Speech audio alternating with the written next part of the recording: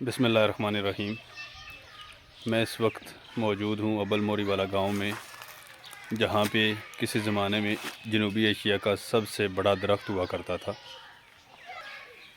جو کہ تقریباً 23 کنال کے رقبے میں پھیلا ہوا تھا۔ حکومتی توجہ نہ ہونے کی وجہ سے یہاں اس درخت کی مسلسل کٹائی کی جا رہی ہے، جس کی وجہ سے اب یہ درخت کافی کم ہو، اس کا جو پھیلاؤ ہے وہ کافی کم ہو چکا ہے، لیکن اب بھی یہ تقریباً 2 ایکڑ میں پھیلا ہوا ہے۔ لیکن اب یہ نہیں کہا جا سکتا کہ یہ جنوبی ایشیا کا سب سے بڑا درخت ہے۔ برگد کا یہ درخت تقریباً 600 سال پرانا ہے، اور اس کے بارے میں کہا جاتا ہے کہ یہ درخت ایک بزرگ روڈے شاہ سرکار نے یہاں پر لگایا تھا، اور اب ان کی اور ان کے خاندان کی قبریں اس درخت کے نیچے موجود ہیں۔ اس تنے کے بارے میں مقامی افراد سمجھتے ہیں کہ یہ درخت کا اصلی تنا ہے۔ شاید اس کی وجہ یہ ہے کہ یہ کافی حد تک بوسیدہ ہو چکا ہے، اور کہیں کہیں خشک بھی۔ محسوس ہوتا ہے کہ ان کے دعوے میں کافی وزن ہے۔ ماہرین کے مطابق یہ درخت کم از کم 600 سے 700 سال پرانا ہے، اور مقامی افراد کے مطابق ایک صوفی بزرگ مرتضیٰ شاہ عرف روڈے شاہ نے یہ درخت یہاں پہ لگایا تھا۔ اب اس درخت کے نیچے روڈے شاہ اور ان کے خاندان کی قبریں موجود ہیں۔ مقامی افراد کے مطابق یہ درخت روڈے شاہ کی مائی بوڑ کے نام سے مشہور ہے۔ روڈے شاہ کے خاندان کے کسی بزرگ کی قبر کو درخت نے مکمل طور پر اپنی لپیٹ میں بھی لے رکھا ہے۔ یہاں پر موجود تمام قبریں انتہائی پرانی محسوس ہوتی ہیں۔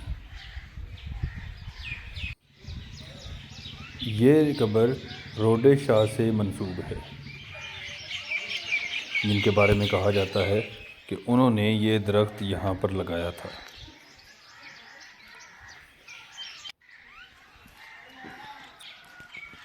یہ درخت تحصیل کوٹ مومن ضلع سرگودا کے گاؤں ابل اور موری وال کے درمیان میں واقع ہے۔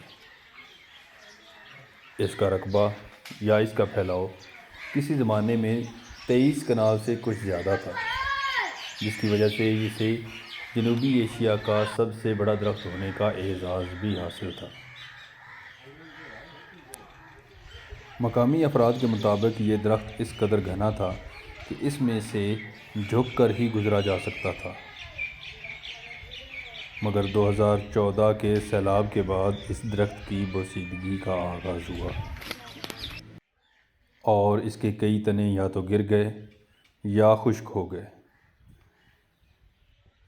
اور یہ شواہد بھی موجود ہیں کہ کہیں کہیں درخت کو مقامی افراد نے لالچ کی وجہ سے کاٹ ڈالا، یا پھر مکان تعمیر کرنے کی غرض سے اس کی شاخیں کاٹ ڈالی گئیں۔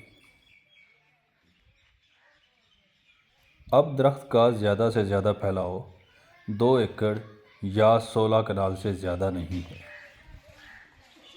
جس کی وجہ سے اب یہ دعویٰ نہیں کیا جا سکتا کہ یہ جنوبی ایشیا کا سب سے بڑا درخت ہے۔ تاہم اب بھی یہ دعویٰ ضرور کیا جا سکتا ہے کہ یہ پاکستان کا سب سے بڑا درخت ہے، اور اس طرح ہمارا قومی اور تاریخی ورثہ بھی۔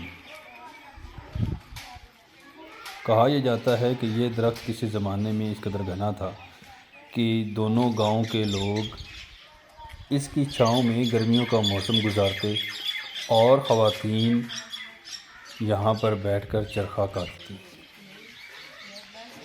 اور مختلف پیشوں سے وابستہ افراد اپنا روزمرہ کا کام کاج بھی یہیں بیٹھ کر کرتے۔ یہ درخت سینکڑوں پرندوں کی آمادگاہ تھا۔ مقامی افراد کے مطابق اگر کوئی شخص اس درخت کی کوئی شاخ کاٹتا ہے تو اس پر مصیبت نازل ہوتی ہے، اور اس حوالے سے مقامی افراد نے کئی قصے اور کہانیاں پال رکھی ہیں۔ مگر محسوس یہی ہوتا ہے کہ اس بات میں اس درجہ صداقت نہیں ہے، کیونکہ اس درخت کا ایک بڑا حصہ خفیہ طور پر خرد برد کا شکار ہو چکا ہے۔